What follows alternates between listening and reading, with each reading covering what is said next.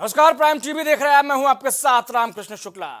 लोकसभा चुनाव से ठीक पहले दिल्ली के मुख्यमंत्री अरविंद केजरीवाल की गिरफ्तारी सत्ता पक्ष के लिए गले की फांस बनती जा रही है, तो वहीं विपक्ष इस मुद्दे को भुनाने की पुरजोर कोशिश में लगा हुआ है। आगामी लोकसभा चुनाव को लेकर सभी पार्टियां एक्टिव मोड पर नजर आ रही हैं। बहाना केजरीवाल, निशाना मोदी सरकार। रामलीला मैदान में ईडी सीबीआई की गूंज। केजरीवाल के बहाने विपक्ष का शक्ति प्रदर्शन। देश भर में बढ़ती गर्मी के साथ सियासी पारा भी अपने उफान पर है।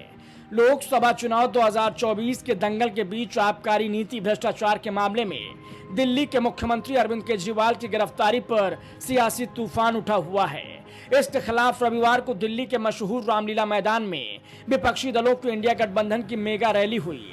इस महारैली में अरविंद केजरीवाल की पत्नी सुनीता केजरीवाल के साथ कांग्रेस नेता सोनिया गांधी, राहुल गांधी और मल्लिकार्जुन खड़गे समेत अखिलेश यादव से लेकर कई दिग्गज नेता मौजूद रहे। मोदी के 400 पार का नारा लेकर इतना गूंजा कि रामलीला मैदान भी इससे अछूता नहीं रहा।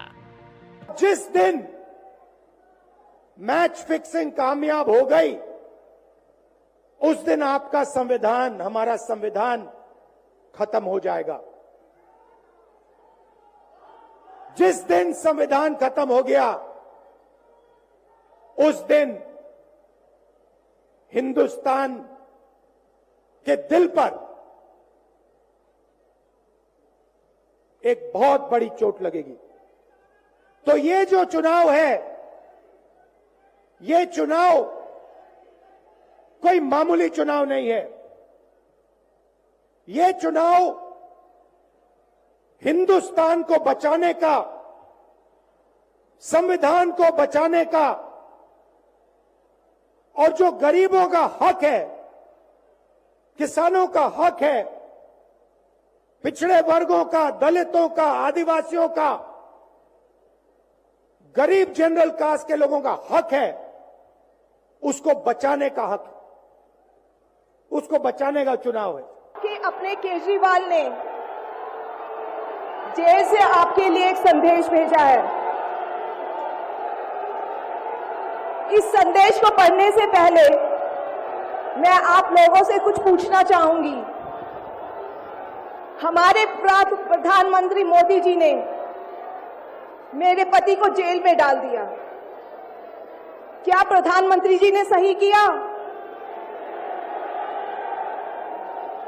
क्या आप सब मानते हैं कि केजरीवाल जी एक सच्चे देशभक्त और ईमानदार इंसान हैं? क्या आप मानते हैं कि केजरीवाल जी एक सच्चे देशभक्त और ईमानदार इंसान हैं? ये बीजेपी वाले ये कह रहे हैं कि केजरीवाल जी जेल में हैं, इन्हें इस्तीफा देना चाहिए। क्या केजरीवाल जी को इस्तीफा देना चाहिए? खड़गे ने कहा कि देश खतरे में है, लोकतंत्र को बचाना है, ईवीएम हैक हो चुका है। इस देश को बचाने के लिए, इस देश में एकता रखने के लिए, इस देश के डेमोक्रेसी को बचाने के लिए और इस देश के संविधान को बचाने के लिए ये लोग सारे इकट्ठे हो गए। मोदी तो डेमोक्रेसी नहीं चाहते, वो हमेशा तानाशाही के विचारधारा वाले हैं। वहीं अखिलेश यादव से लेकर भगवंत मान के निशाने पर भाजपा की सरकार और उसके फैसलों से लेकर सरकारी शक्तियों के दुरुपयोग के इर्द गिर्द ही घूमती रही। ये लोग जो नारा दे रहे हैं 400 पार, अगर आपके 400 पार हो रहे थे तो आम आदमी पार्टी के नेता से आपको घबराहट किस बात की है? किस बात की घबराहट है? आपने अरविंद केजरीवाल मुख्यमंत्री को जेल भेज दिया, मुख्यमंत्री हेमंत सोरेन को जेल भेज दिया।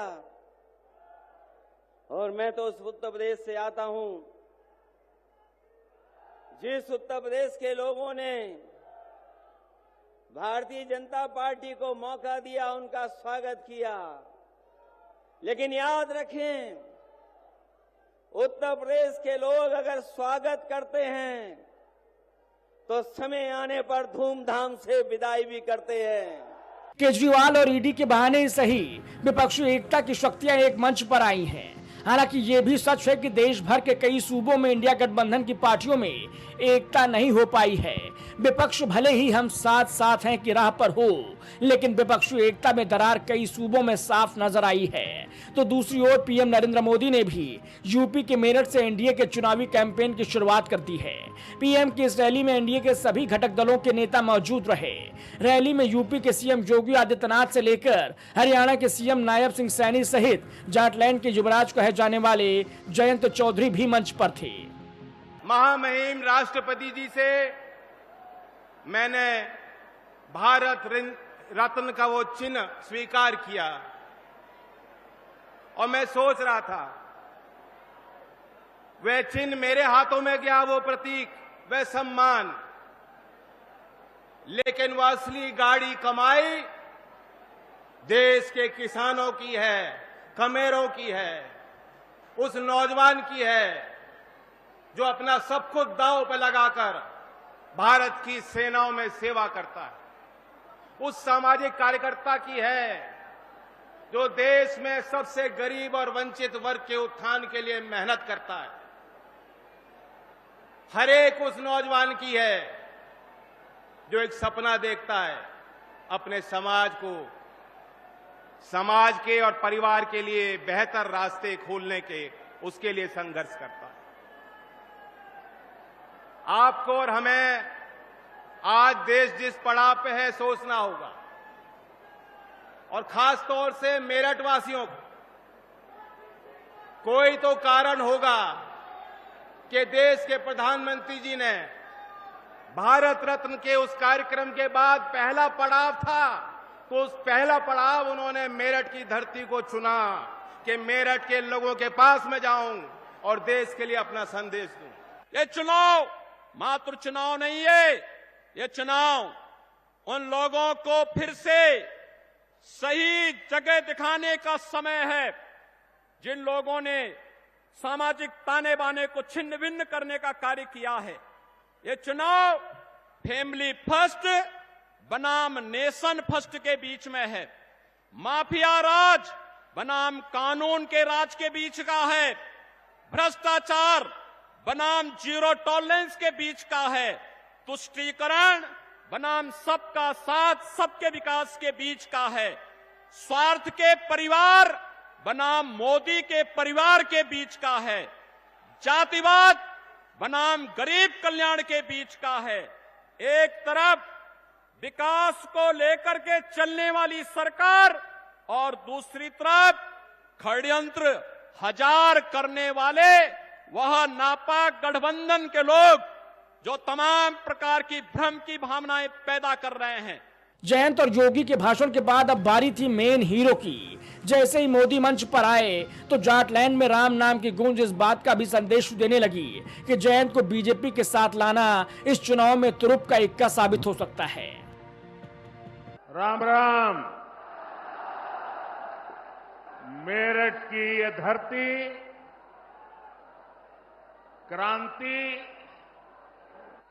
और क्रांति वीरों की धरती है। साथियों, मैं भ्रष्टाचारियों पर सिर्फ कार्रवाई नहीं कर रहा, लेकिन मेरे देशवासी मेरी बात समझ लीजिए, मेरी गारंटी है इन भ्रष्टाचारियों ने, इन बेईमानों ने जिसका धन लूटा है उस धन को मैं लौटा भी रहा हूं। बीते लोकसभा चुनाव में भाजपा को वेस्ट यूपी की 14 में से 7 सीटों पर हार का सामना करना पड़ा था। ऐसे में भाजपा अपने यूपी की 80 सीटों पर जीत के दावे को हकीकत का रूप देने के लिए कोई कोर कसर नहीं छोड़ना चाहती है। तो वहीं विपक्षी गठबंधन भी चैलेंजिंग मूड में है। दिल्ली के रामलीला मैदान में विपक्षी नेताओं का एकजुट होना इस बात का संदेश भी दे रहा है। Bureau report, prime TV. तो इस खास रिपोर्ट में इतना, लेकिन बने रहिए प्राइम टीवी के साथ।